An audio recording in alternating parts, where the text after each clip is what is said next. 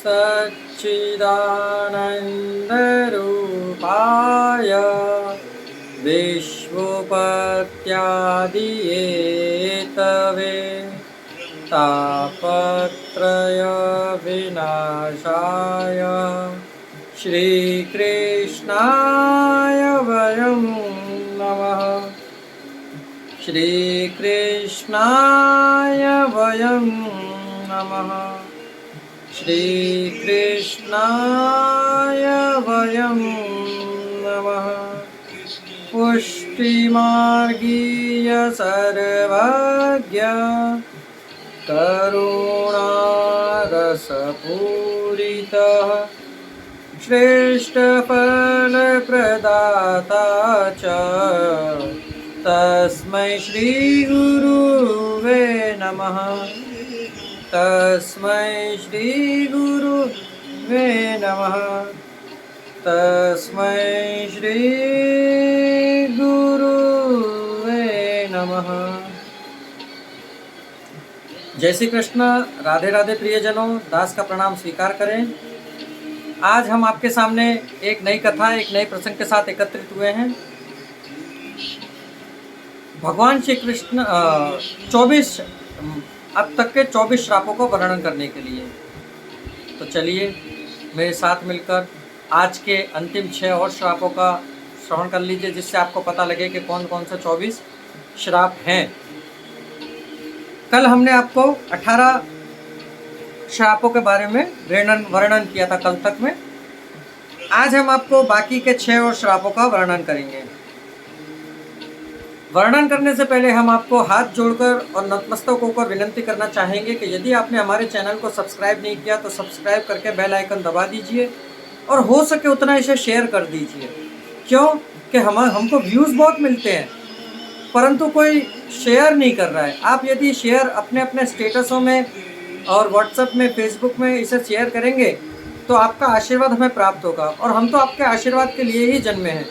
तो कृपया कर इस दास पर अनुकंपा बनाए रखें और अपना आशीर्वाद प्रदान करें। तो चलिए शुरू करते हैं। 19वां श्राप, ब्राह्मण दंपति का राजा दशरथ को श्राप।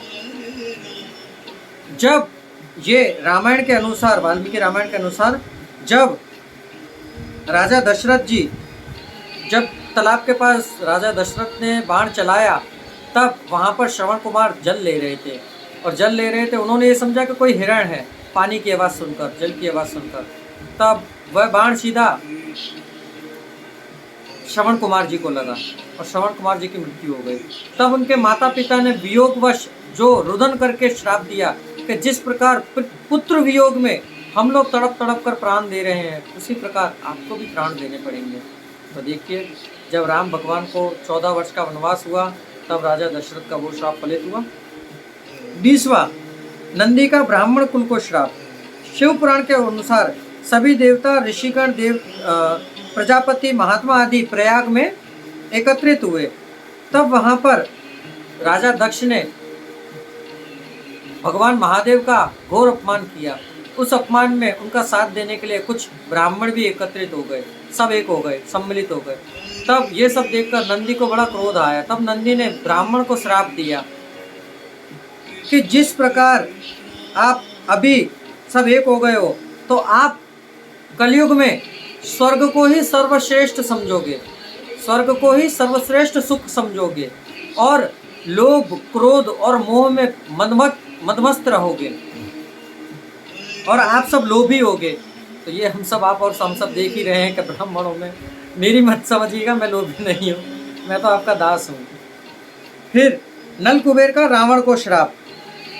रामायण के अनुसार एक बार रावण स्वर्ग में गया तो स्वर्ग में जाने के बाद उन्हें रंभा नाम की अप्सरा पसंद आई। तो उसने, रावण ने रंभा नाम की अप्सरा को पकड़ लिया। पकड़ा तो रंभा ने कहा कि आप मुझे छोड़ दीजिए क्योंकि मैं आपके छोटे भाई कुबेर के पुत्र नल कुबेर की नियुक्त हूँ, नल कुबेर के लिए नियुक्त हूँ। तो रावण ने नहीं माना और रावण ने उन्हें जबरदस्ती उनके संग दुराचरण किया।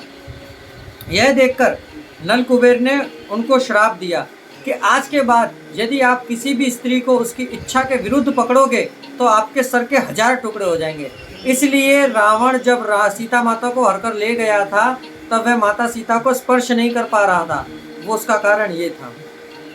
22वां श्री कृष्ण का अश्वत्थामा को श्राप। श्री राधे। जब पांडव और कौरवों का महाभारत में युद्ध हुआ तब अश्वत्थामा ने सोते हुए पांडवों के 5 पुत्रों को वध कर दिया। तब 5 पांडव जब अश्वत्थामा को मारने के लिए दौड़े, उस समय भगवान ने उनको रोक दिया, क्योंकि उनके अश्वत्थामा के पास में ब्रह्मशीर अस्त्र था, ब्रह्मास्त्र था। उसने वो ब्रह्मास्त्र अभिमन्यु की पत्नी उनके उत्तरा के गर्भ की ओर मोड़ दिया, और उत्तरा के गर्भ में राजा परीक्षित थे। परंतु प्रभु जब जा पर कृपा राम की होए ता पर कृपा करे सब कोई, तो उस पर कृपा प्रभु श्री कृष्ण की थी। तो उस ब्रह्मशीर अस्त्र से भी, ब्रह्मा जी के ब्रह्मास्त्र से भी रक्षा भगवान ने की। तब अश्वत्थामा नहीं माना, तो अश्वत्थामा ने उस अस्त्र की गतिविधि मोड़कर और पांडवों की तरफ भेजा। परंतु ठाकुर जी स्वयं साक्षात परिपूर्ण ब्रह्म जब उनके साथ थे तो ब्रह्मास्त्र क्या करता। तब ठाकुर जी ने उसे श्राप दिया कि तुम युगों युगों तक भटकोगे, और उसके माथे से मणि निकाल ली थी। वो श्राप आज भी फलित है। हम लोग देख ही रहे, अश्वत्थामा जीवित हैं आज भी कहीं। फिर 23वां श्राप, तुलसी का श्री गणेश जी को श्राप। ब्रह्म वैवर्त पुराण के अनुसार एक समय गणेश जी तपश्चर्या कर रहे थे। तपश्चर्या करते हुए उन्हें तुलसी ने देखा, तो तुलसी उन पर मोहित हो गई। तो जिस प्रकार तुलसी उन पर मोहित हुई, तो तुलसी ने उनसे कहा कि आप मुझसे विवाह कीजिए। गणेश जी ने उनसे मना कर दिया कि नहीं, मैं आपसे विवाह नहीं कर सकता। तब तुलसी ने गणेश जी को श्राप दिया कि आप मुझसे एक से विवाह नहीं करना चाहते हो तो आपके 2 विवाह होंगे। गणेश जी का विवाह हुआ रिद्धि और सिद्धि के साथ में। तो गणेश जी ने भी उसे श्राप दिया कि तू भी वृक्ष हो जा। तो आज तुलसी पौधा है आप और हमारे सबके बीच में। और 24वां और अंतिम श्राप, नारद का भगवान विष्णु को श्राप। एक समय कहते हैं ना कि जब बुद्धि विपरीत होती है तो सब किसी की हो जाती है, तो एक समय नारद जी की बुद्धि भी विपरीत हो गई और नारद जी विवाह करने का योग, ब्रह्मचर्या का पालन करने वाले विवाह करने के लिए तैयार हुए।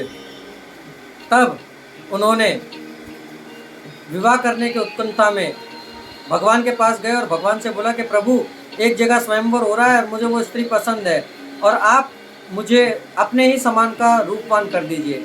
प्रभु ने उन्हें किया, परंतु उनका मुखारविंद वानरों का कर दिया और वह स्वयंवर में पहुंचे। तब नारद जी को देखकर वह रुकी जरूर, परंतु आगे चल दी, क्योंकि नारद जी का मुखारविंद वानर का था। आगे जाकर उसने भगवान श्री कृष्ण को देखा जो चतुर्भुज रूप में वहीं विराजमान थे। तब उस स्त्री ने, वह रानी ने भगवान विष्णु के गले में वरमाला डाल दी।